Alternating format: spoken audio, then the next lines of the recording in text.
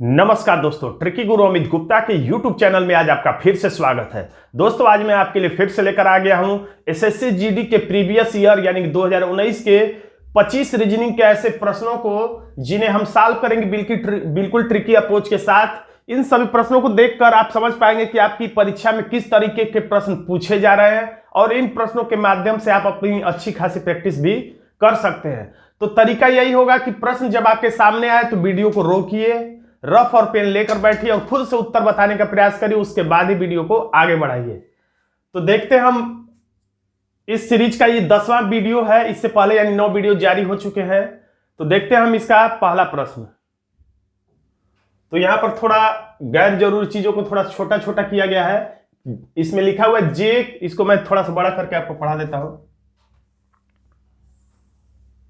देखिए लिखा हुआ है JKLMN 6 शिक्षक हैं, उनमें से प्रत्येक हिंदी, अंग्रेजी, गणित, विज्ञान, समाज विज्ञान, कला विज्ञान अलग अलग विषय पढ़ा जो नहीं कि इसी क्रम में। और यहां से मेन लाइन शुरू होता है। 6 शिक्षक हैं JKLMNO, जिसमें से प्रत्येक हिंदी, अंग्रेजी, गणित, विज्ञान और सामाजिक विज्ञान और कला पढ़ाता है और जरूरी नहीं कि इसी क्रम। उनमें से प्रत्येक सोमवार से शनिवार तक केवल एक ही दिन पढ़ाता है। सोमवार शनिवार का मतलब सोमवार, मंगलवार, बुधवार, गुरुवार, उसके बाद शुक्रवार, उसके बाद शनिवार और रविवार की कोई जानकारी नहीं, यानी रविवार को कुछ नहीं पढ़ाया जाता है। अब लिखा है कि जे जो है बुधवार को विज्ञान पढ़ाता है। जे जो है बुधवार को विज्ञान पढ़ाता है। तो यहां पर हमने लिख लिया जे बुधवार, ये स्पष्ट जानकारी है। अब लिखा है कि ओ जे के बाद दूसरे दिन गणित पढ़ाता है। ओ जो है जे के बाद यानी कि बुधवार को ये है तो ये गुरुवार को क्या पढ़ाता है? ओ जो है जे के बाद गणित पढ़ाता है, यानी ये गणित पढ़ाता है। ये भी जानकारी स्पष्ट हो गई। अब देखिए के सप्ताह के पहले दिन पढ़ाता है। के जो है सप्ताह के पहले दिन पढ़ाता है, तो सप्ताह के पहले दिन यानी कि यहां पे पढ़ाता है। लेकिन वह ना तो हिंदी पढ़ाता है ना ही अंग्रेजी, यानी कि यहां तो ना तो हम हिंदी लिख पाएंगे और ना ही अंग्रेजी लिख पाएंगे। तो दोनों लिख के हम लोग काट दे रहे ताकि याद रखें यहां हिंदी अंग्रेजी नहीं लिखना है। देखिए सभी मीटिंग में यही प्रश्न पूछा गया है, बस प्रश्न का प्रारूप थोड़ा थोड़ा चेंज किया गया है। हर मीटिंग में प्रश्न यही पूछा गया है, बस प्रश्न का प्रारूप और आंसर सब कुछ चेंज हो जा रहा है, पैटर्न नहीं बदल रहा है। कुछ ना कुछ थोड़ा थोड़ा जरूर चेंजेस कर दिए जा रहे हैं। अब आगे लिख रहा है कि न हिंदी पढ़ता है न अंग्रेजी। एम एन से पहले अंग्रेजी पढ़ाता है। एम जो है एन से पहले, यानी एम एन से एक दिन पहले। तो यहां पर अगर m लिखेंगे तो m से एक दिन पहले n यहां लिखने के लिए जगह नहीं होगा, यानी कि m यहां लिखें। m से एक दिन पहले n की बात कर रहा है, यानी देखिए m n से एक दिन पहले। m जो है n से एक दिन पहले m की बात कर रहा है। m क्या है? n से पहले, यानी कि m जो है n से पहले, यानी ये शनिवार को तो ये शुक्रवार को ही क्या कर दे रहा है? अंग्रेजी पढ़ा दे रहा है, यानी यहां पर लिख दीजिए अंग्रेजी। यह भी स्पष्ट जानकारी होगा, चौकोर में हम लोगों ने घेर दिया। एल जे से पहले कला पढ़ाता है। एल जो है जे से पहले, यानी ये बुधवार तो मंगलवार को, एल जो है जे से पहले यानी किससे एक दिन पहले क्या पढ़ाता है? कला पढ़ाता है। ये भी जानकारी स्पष्ट हो गया पूरी, तो चौकोर में घेर लिए।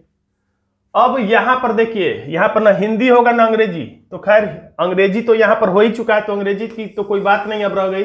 हिंदी यानी यहां पर नहीं रहेगा, तो हिंदी जब यहां पर नहीं रहेगा तो एक ही खाली जगह बचा है ये, यानी हिंदी को अब हम लोग को मजबूरी है कि यहीं पे लिख देंगे, क्योंकि और कोई जगह ही नहीं खाली बचा है। अब सब्जेक्ट कोई एक बचा होगा, इसमें से देख लेते हैं हम लोग कौन सा बचा है। हिंदी, अंग्रेजी, गणित, विज्ञान, सामाजिक विज्ञान, कला। तो इसमें सामाजिक विज्ञान बचा है, तो यहां पर हम लोग लिख देते हैं सामाजिक विज्ञान। अब ये पूरा जानकारी स्पष्ट हो गया। अब प्रश्न देख लेते क्या पूछा है। पूछ रहा है शनिवार को कौन सा विषय पढ़ाया जाता है? शनिवार को पढ़ाया जाता है हिंदी। हमारा आंसर हो जाएगा ए, हिंदी। देखिए प्रश्न यही रह रहा है, कभी पूछ ले रहा है कि एल और ओ के बीच में कौन पढ़ाता है, कभी पूछ रहा है सोमवार और बुधवार के बीच में कौन सा विषय पढ़ाया जा रहा है। यहाँ पे कुछ बातें बदल दी जा रही, के सप्ताह के पहले दिन तो कभी कभी लिख दे रहा के सप्ताह के तीसरे दिन, ऐसे थोड़े थोड़े चेंज करके प्रश्न का पैटर्न बस वही रखा जा रहा है। इसमें लिखा हुआ पैराग्राफ, ये हिंदी में लिखा था, यहाँ पे गलती से हिंदी में इंग्लिश में लिखा है पैराग्राफ, वर्ड और सेंटेंस। इसके लिए कौन सा सही चित्र होगा? तो इसके लिए सही चित्र होगा ये कुएं वाला चित्र, जिसमें लिखा रहता शब्द, वाक्य, पैराग्राफ, तो उसमें एक के भीतर एक, सबसे छोटा वाला सबसे भीतर, सबसे बड़ा वाला सबसे बाहर हो जाता है। देखिए समरूपता का ये प्रश्न है, इसमें दे रहा है मत्स्य विज्ञान संबंधी मछलियां। मत्स्य विज्ञान संबंधी मछलियां यानी मत्स्य विज्ञान में अध्ययन किया जाता है मछलियों का, तो हेमटालजी में किसका अध्ययन किया जाता है?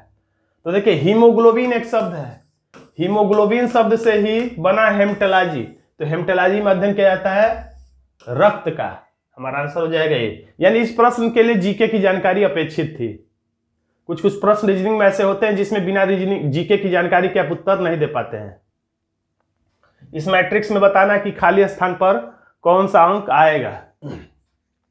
तो ध्यान से देखेंगे तो आपको समझ में आएगा। यहाँ पे अंतर हम पता करते हैं, 5 और 10 में कितना का अंतर है, यानी कि 10 में से 5 निकालेंगे तो 5, या कह सकते हैं कि 5 में 5 जोड़ने पर 10 आया है।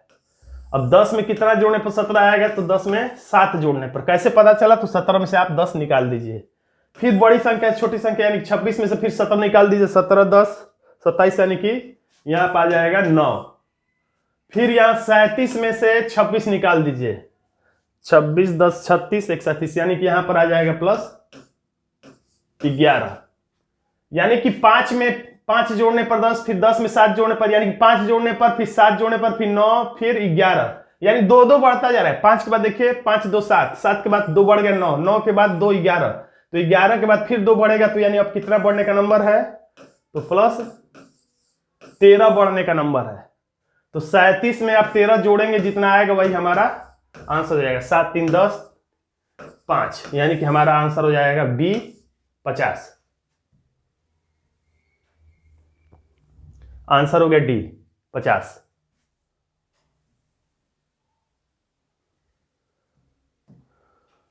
ये आकृति किस विकल्प में छुपी हुई है? छुपी आकृति का ये प्रश्न है, हमें बताना है किस विकल्प में ये आकृति छुपी हुई है। तो बस एक कल्पना देखिए, 5 जैसा लिखा है, ये 5 है, यानी ये ऐसे और ये ऐसे, या कह सकते हैं एक त्रिभुज जिसका मुंह नीचे की तरफ रहा है, इस बात पर ध्यान दीजिएगा, और उसके ऊपर और नीचे जो है ऐसी रेखाएं हैं। तो अगर हम लोग डायरेक्ट सी को देखें तो इसमें कोई ऐसा त्रिभुज नहीं दिख रहा जिसका मुख जो है नीचे की ओर हो, जैसा कि इसमें है। देखिए इसमें कोई त्रिभुज नीचे की तरफ तो नहीं है। ये त्रिभुज बनता भी, लेकिन ये अधूरा है, इधर वाली रेखा ये वाली नहीं है, यानी ये भी आंसर नहीं होगा। इसमें त्रिभुज एक नीचे की तरफ बन जरूर रहा है, ये ऊपर रेखा भी है, लेकिन ये वाली रेखा यहीं तक रुक गई है। इसको और आगे तक बढ़ता तब जाके ये सही होता, लेकिन ये रेखा जो इसमें पूरी बड़ी है, इसमें ये आधे ही पे रुक गई, इसलिए ये भी नहीं होगा। इसमें जो है त्रिभुज तो है, नीचे रेखा भी है, लेकिन ये रेखा ये जो है ये वाली नहीं है, यानी आंसर हो जाएगा ये। और कहां बन रहा है? तो ये त्रिभुज है और ये दोनों रेखाएं हैं, आंसर हो जाएगा ये।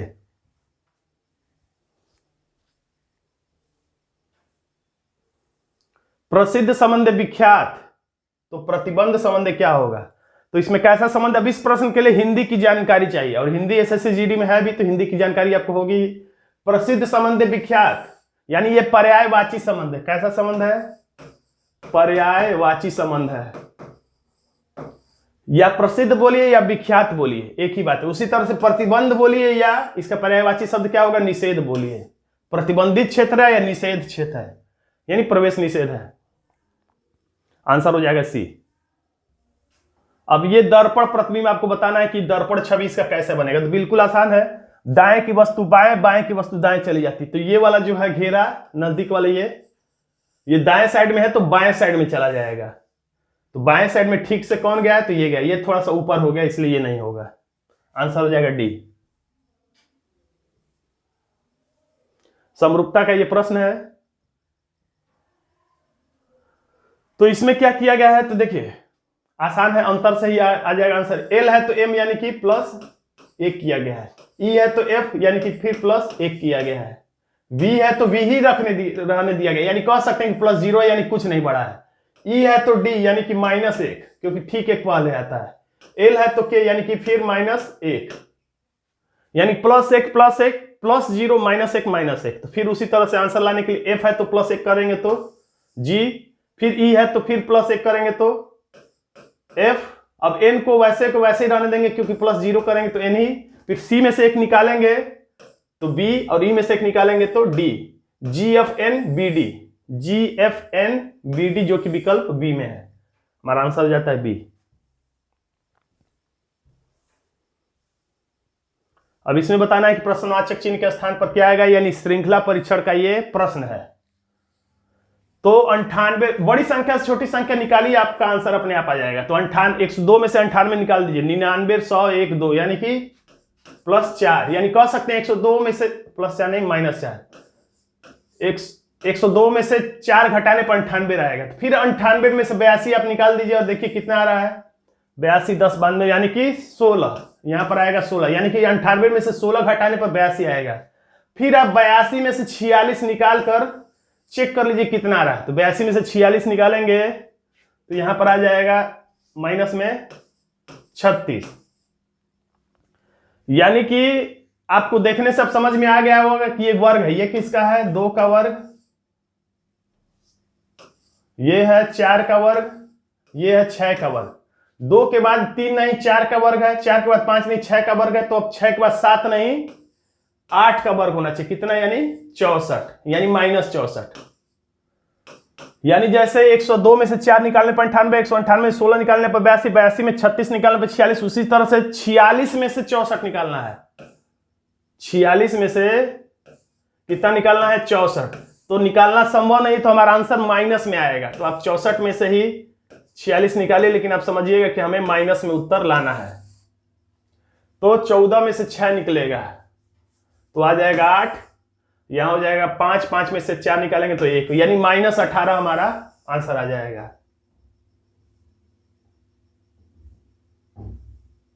असंगत छांटना है, कुछ करना नहीं, बस अलग बताना है कि कौन है।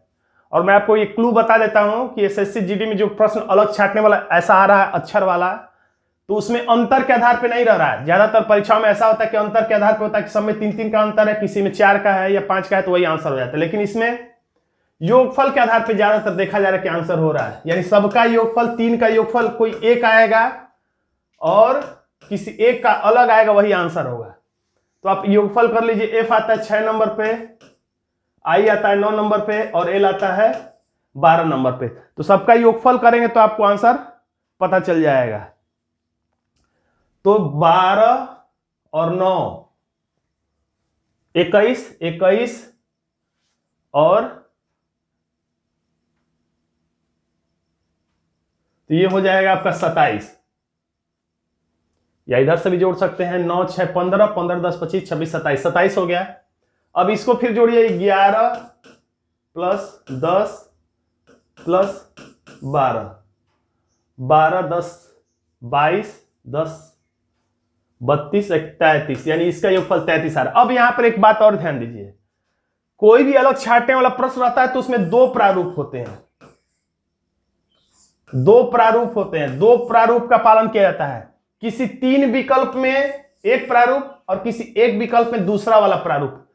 तो जो जैसे यहां पर 27 आया है, यहां पर 33 आया है, तो अब बाकी अगर यहां पर 33 आ गया तो इसका मतलब इसमें भी 33 आएगा, ये 27 वाला आंसर हो जाएगा। अगर इसको हम जोड़े, यहां पर 27 आ गया तो इसको बिना जोड़े आप समझ जाएगा कि इसमें 27 इसमें 27 इसमें 27, तो इसमें 33, यानी यही वाला आंसर होगा। यानी हमें बिना जोड़े अब पता चल गया कि आंसर या तो ए होगा या बी होगा, क्योंकि 2 ही प्रारूप होते हैं। या हो सकता है 27 वाला प्रारूप 3 में हो तो ये आंसर, और 33 वाला प्रारूप तीनों में होगा तो ये वाला आंसर हो जाएगा। यानी अगला चेक करेंगे तो हमें आंसर मिल जाएगा, और वो आंसर क्या होगा कि ए होगा चाहे बी होगा। तो जी मतलब 7, आई मतलब 9, 1 के मतलब 11, 11 और 9 20, 20 7 27, 27 आ गया का मतलब 27 27 2 में है, यही अकेला होगा। अब ऐसा तो हो नहीं सकता कि इसमें भी 33 आ जाए, तो फिर आंसर क्या होगा, यानी हमारा आंसर हो गया बी 33।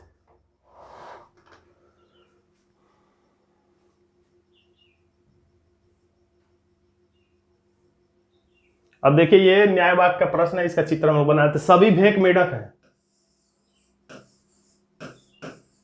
सभी भेक जो है मेढक है, सभी मेढक सांप है,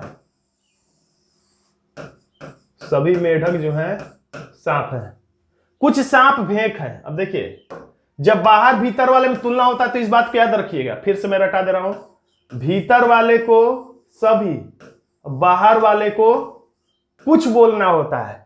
उल्टा ही है, जो बड़ा वाला वृत्त है बड़ा है लेकिन उसको बोलना है कुछ, भीतर वाला वृत्त छोटा है लेकिन उसको बोलना है सभी, तभी सभी सही होगा। यानी छोटे वाले वृत्त को सभी बोले तो सही, बड़े वाले वृत्त को कुछ बोले तो सही, इसका उल्टा बोलेगा तो गलत।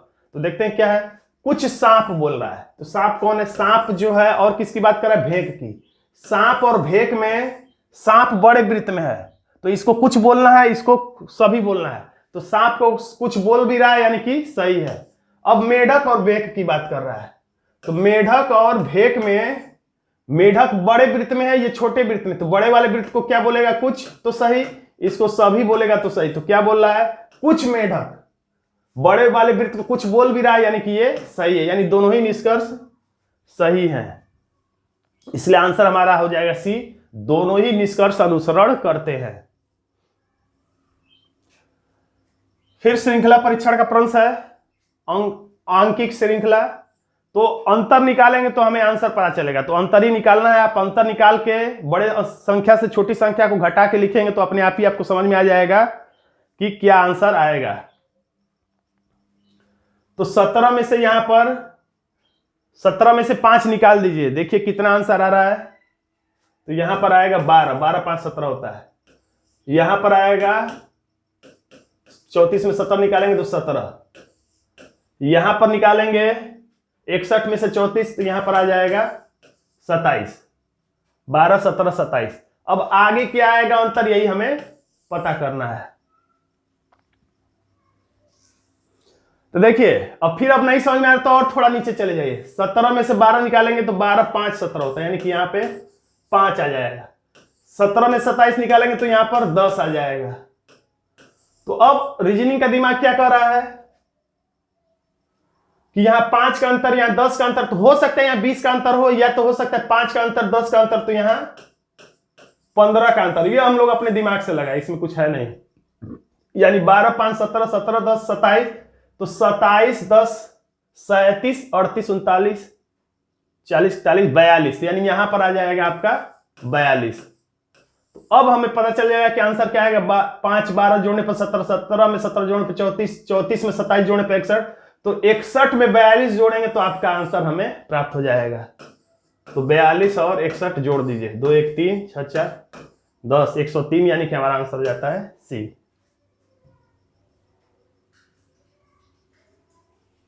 असंगत छांटना है, अलग छांटना है, तो इस शब्द वाला प्रश्न है कान, ऐसा प्रश्न आराम से सब लोग सही कर लेते हैं। कान, नाक, गुर्दा, आंख। गुर्दा का मतलब होता है किडनी, किडनी कितना होता है, 2 होता है। तो गुर्दा जो है वो आंतरिक हिस्सा शरीर का, आंतरिक का मतलब दिखाई नहीं देता है हमें, शरीर के भीतर होता है। बाकी कान, नाक, आंख सब दिखाई देता है, गुर्दा दिखाई नहीं देता, इसलिए बी हमारा आंसर हो जाएगा, यही अलग है। 7 मित्र, ये वाला भी प्रश्न हर मीटिंग में पूछा है, बस थोड़ा थोड़ा चेंज करके। OPQRSTU एक पंक्ति में बैठकर फिल्म देख रहे हैं, P एक अंतिम छोर पे है, तो ये प्रश्न में तो लगाते ही लगाते बोर हो गया हर मीटिंग का, लेकिन ये है कि सब में थोड़ा थोड़ा अंतर है, तो इसलिए सब सॉल्व करा दे रहे हैं हम। P किसी अंतिम छोर पर है, तो यानी P या तो इधर होगा या तो इधर होगा। ये कैसे क्लियर होगा, तो आगे क्लियर हो जाएगा जहां P के बारे में जानकारी देगा। तो यहां पर दे रहा है P T के एकदम, P T के दाएं से दूसरे स्थान पर बैठा है, तो P तो अंतिम छोर पे होगा या तो इधर या इधर, तो P जो है T के दाएं है, तो यहां कर देंगे अगर T, तो P T के बाएं हो जाएगा, यानी ये पता चल गया कि ये वाला P नहीं होगा, ये वाला P होगा। तो अब हो गया P जो है T के दाएं, यानी T यहां रहेगा तो T के दाएं, क्योंकि हम लोग चेहरा हमेशा अपने ही तरह उसका ऊपर की तरफ मान रहे हैं, तो P जो है T के दाएं दूसरा है, यानी यहाँ पे एक और बनाना पड़ेगा, यहाँ पे कोई ना कोई अक्षर और बैठेगा, नाम कोई और बैठेगा, P T के दाएं दूसरा है। अब ये वाली लाइन छूटी थी, हम लोग बना दे रहे हैं इसको। Q S के ठीक बाएं बैठा है, अभी ना तो Q है ना तो S है, यानी कि अभी नहीं बन पाएगा, इसको भी पेंडिंग में अभी रखते हैं। U किसी भी अंतिम छोर पर नहीं है, यानी ये वाला अंतिम छोर तो बुक है, यानी यहां U नहीं रहेगा। O R और T के बीच में है, तो ये बन सकता है O किसके किसके बीच में है, O के एक तरफ R है और एक तरफ R और एक तरफ T, हो ही गया। अब कितने लोगों, 1 2 3 4 5, यानी एक यहां बैठेगा एक यहां बैठेगा। तो अब कह रहा है कि ऊपर वाली लाइन जो छूट गई थी Q S के ठीक बाएं है, तो यहां तो Q बैठाएंगे तो इसके बाएं S को नहीं बैठा पाएंगे, यानी दो जगह चाहिए। तो Q जो है S के, देखिए S के ठीक बाएं हो गया, और एक ही जगह U नाम बचा है और एक ही जगह खाली बचा है, जो U को हम लोग यहां लिख देते हैं। प्रश्न क्या पूछ रहा है, बिल्कुल बाएं छोर पे कौन बैठा है, तो बाएं हाथ हम लोग का इधर है, तो बाएं छोर पे कौन बैठा है, तो Q बैठा है, जो कि विकल्प बी में है, इसलिए हमारा आंसर हो जाता है बी। असंगत छांटना, अलग छांटना है। 97, 26, 65, 52 ऐसे प्रश्नों में ज्यादातर सम विषम के आधार पर, भाज्य अभाज्य के आधार पे और विभाज्यता के आधार पे, वर्ग घन के आधार पे, इन सभी आधारों पे जल्दी जल्दी चेक करिए, आपको देखते ही वैसे समझ में आ जाएगा। तो ये है विभाज्यता के आधार पे, ये 13 से कट जाएगा, 13 दूना 26, ये भी 13 से कट जाएगा, ये भी 13 से कट जाएगा, लेकिन 97 को 13 से नहीं विभाजित किया जा सकता, इसलिए हमारा आंसर हो जाता है ए।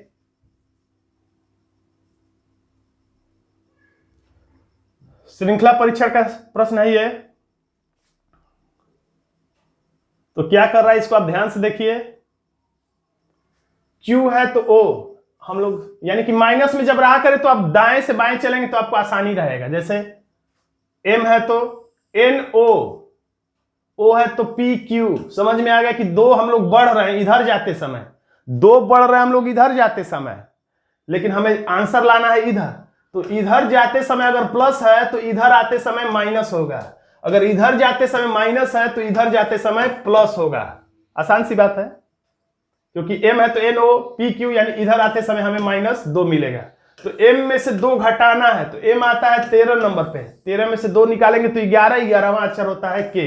पहले खाली स्थान पर K आएगा, जो कि न तो B में है और न ही D में है, हमारा आंसर A और C में से कोई एक होगा। तो F है तो अब F के बाद H दिया, यानी इस बार ये प्लस में जा रहा है, F है तो GH IJ, तो अब KL, तो KL किस में है, तो केवल एक ही विकल्प से हमें अब आंसर मिल चुका है, अब अंतिम अक्षर ढूंढने की जरूरत नहीं, हमें पता चल गया कि आंसर C होगा।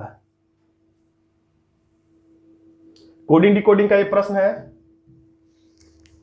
सोचिए कि कैसे उत्तर ये दे रहा है। इसमें थोड़ा सा कंफ्यूजन वाला प्रश्न बन गया ये, क्योंकि एसएससी में भी 1-2 प्रश्न ऐसे रह रहे हैं जिसमें थोड़ा सा दिमाग लगाना पड़ रहा है। देखिए AB इसमें लिखा है, तो इसमें भी AB लिखा है, तो ऐसा लगेगा आपको कि QU लिखा है, तो QU विकल्प में पहले खाली स्थान पर होना चाहिए, लेकिन देखिए किसी विकल्प में QU नहीं लिखा हुआ है, इसका मतलब बात कुछ और है। इसको आप वीडियो रोक लीजिए, वीडियो रोकने के बाद थोड़ा सा 1 मिनट 2 मिनट तक अपने आप को दीजिए और उत्तर बताने का प्रयास करिए, उसके बाद वीडियो को देखिए तो आपको थोड़ा सा और मजा आएगा। सोचिए कि आप क्या क्या सोच सकते हैं इस उत्तर को लाने के लिए। हो सकता है कि एक नया पैटर्न आपको पता चले और अपने दिमाग में इस पैटर्न को फीड कर लीजिएगा कि जब उत्तर ना आए तो इस तरीके से भी एक बार प्रश्न को देखना है, क्योंकि ये थोड़ा सा नया प्रारूप है, इस तरीके से भी आपको चेक करना चाहिए जब उत्तर ना आए तो। देखिए इसमें क्या किया है, जो भी कुछ लिखा है इसने क्या किया है, वर्णमाला के क्रम के हिसाब से सजा दिया है। सजाने का मतलब वर्णमाला क्रम में इसमें से सबसे पहले क्या आएगा, तो A आएगा तो A लिख दिया, उसके बाद B आता है तो B तो क्रम से है भी, अब B के बाद क्या आता है तो E आता है, तो इसलिए इसने E को लिख दिया, E के बाद O आएगा तो O लिख दिया, उसके बाद V आएगा, तो यही चीज ने लिख दिया ABOV। तो अब इसी तरह से इसमें इसको इन अक्षरों को वर्णमाला क्रम में सजाना है। सबसे पहले क्या आएगा तो आप चेक करते हैं ABCDE, E दिख रहा है तो E लिख दीजिए, ये हो गया। E के बाद F नहीं है, GHI, I लिख दीजिए, I के बाद JKLMN, NO लिख दीजिए, P नहीं है, Q, R नहीं है, S, TU, तो ये आपका आंसर बन जाएगा। EINO इसमें है, इसमें नहीं है। EINO इसमें, EINQ है इसमें, ये भी नहीं होगा। इन दोनों में से कोई आंसर होगा। ENIO, उसके बाद QSTU, QS नहीं है, QSTU इसमें है, यानी कि हमारा आंसर हो जाएगा B।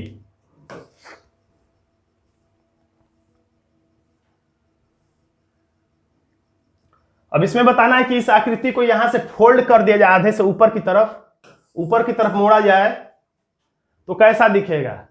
तो देखिए ट्रिक इसमें यह है कि इसमें कितने नोक हैं, ये एक, ये दूसरा नोक, ये तीसरा नोक, 3 नोक हैं। और ये चौथा नोक जब ऊपर जाएगा तो चौथा नोक ये बनेगा और 5वां नोक ये बनेगा।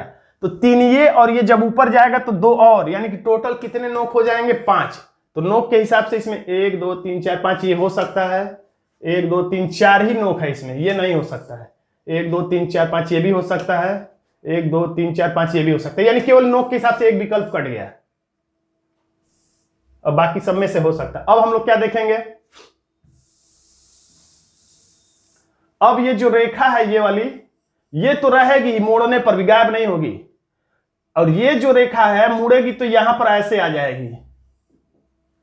तो इसमें तो कोई रेखा ही नहीं है, एक भी नहीं है, तो इसको तो आसानी से काटा जा सकता है। और इसमें भी कोई रेखा नहीं, इसको भी काटा जा सकता है। तो बचा ही क्या, तो केवल एक विकल्प बचा है। इसमें ये भी रेखा है, ये भी रेखा है, इसलिए हमारा आंसर हो जाता है सी। देखिए फिर ये प्रश्न है एक, न्याय वाक्य, कुछ खाद अमोनिया है।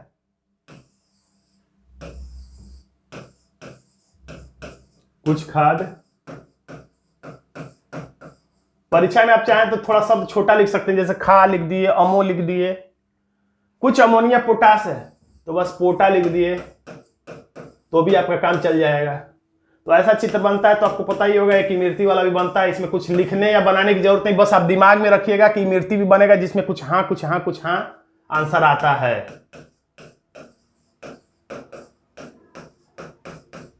अब निष्कर्ष कर रहा है, कुछ अमोनिया खाद है। किसकी बात कर रहा है, अमोनिया की और खाद की। तो सही बात है, इतना अमोनिया का हिस्सा खाद है, सही है, इसमें तो रहेगा क्योंकि इसमें तो सब कुछ कुछ रहता है।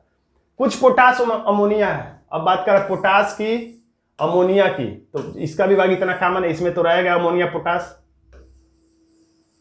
तो दोनों ही सही है, यानी कि हमारा आंसर हो जाता है जिसमें लिखा होगा दोनों ही निष्कर्ष अनुसरण करते हैं, यानी कि विकल्प डी। पहली संख्या जैसे संबंधित है दूसरे से, उसी तरह तीसरी संख्या किससे संबंधित होगी। तो पहले हमें यह पता करने पड़ेगा कि 36 के, ये जो 36 लिखा है, अगर आपको दिख ना रहा होगा तो मैं बना दे रहा हूं, यहां पे बना दे रहा हूं। 36 संबंधे 324, तो 11 संबंधे क्या होगा। तो देखिए क्या किया है, मैं बता दे रहा हूं। यहां पे 3 और 6 को जोड़ दे रहा है। 3 और 6 को जोड़ देगा तो कितना हो जाएगा, 9। तो बस 36 में 9 का गुणा कर देना है, यानी 3 6 जोड़ने पर 9 होता है, तो 36 में 9 का गुणा कर देंगे तो 324 आ जा रहा है। तो अब उसी तरह से 1 1 होता है 2, तो 11 में 2 का गुणा कर देंगे तो हो जाएगा 22, जो कि विकल्प डी में है। यहां पे थोड़ा स्पष्ट कम दिख रहा होगा, मैं आपको इससे बता दे रहा हूं क्या लिखा है। देखिए DIG बराबर लिखा है